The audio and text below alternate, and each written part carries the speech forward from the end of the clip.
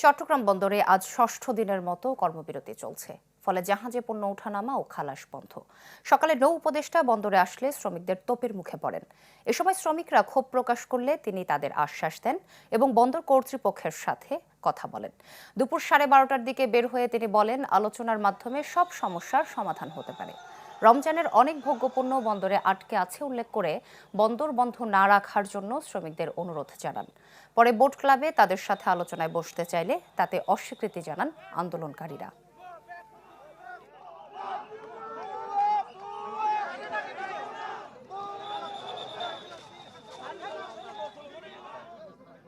আপনাদের কথাও আমি বুঝি, আমার কথা আপনাদের একটু বুঝতে হবে।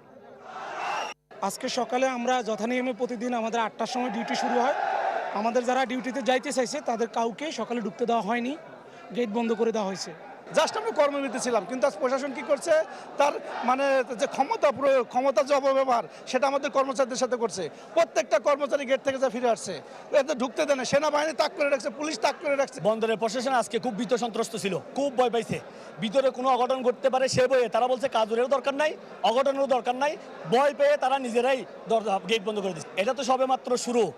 আমাদের দাবি মানা না হলে লাগাতার কর্মসূচি চলতে থাকবে, আমাদের শাটডাউন চলতে থাকবে, কর্মবিরতি চলতে থাকবে। এটা একটি লাভজনক প্রতিষ্ঠান।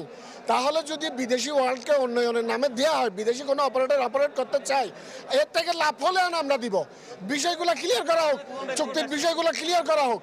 এই বন্দরের কর্মকর্তারা রক্তচক্ষু দিয়ে স্বৈরাচারীভাবে এই বন্দর পরিচালনা করেছে। অদূর ভবিষ্যতে চট্টগ্রাম বন্দর পরিচালিত করতে হবে শ্রমিক কর্মচারীদের বন্ধনের মধ্য দিয়ে।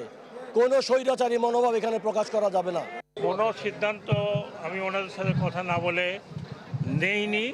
ওনাদের সাথে কথা হবে, তারপরে আবার বিজনেস কমিউনিটিকে ডেকেছি, তাদের কথা শুনবো, শুনে কথা বলবো। মেইন টাইম আমার যেটা হচ্ছে যে ওনাদের কাছে আমাদের রিকোয়েস্ট যে কোনোভাবে বন্দরটাকে এভাবে যদি করেন তাহলে সরকারের না রাষ্ট্রের ক্ষতি হচ্ছে।